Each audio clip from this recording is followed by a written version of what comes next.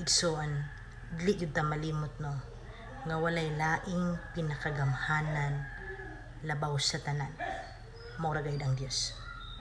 So kitang tawo nga naa pa ta sa kalibutan, ang ato pong gahom para kung unsa man ning mga hatag nga hulga nga kadaot ug maghatag og kasakit ang yawa sa atong kinabuhi, ang atong ikasukol niini mao ra gayud ang pag-ampo. Kay maluya yun ang yawa nga kanunay tang magtawag sa balaang ngalan sa Dios. Alingisngisan jud siya ni ana. Sulakton nga pagasulti mo nay makapapildi siyang gihimo nga kadaot sa atong kinabuhi. Kung di ta mag-ampo, madaog ta sa iyang paon.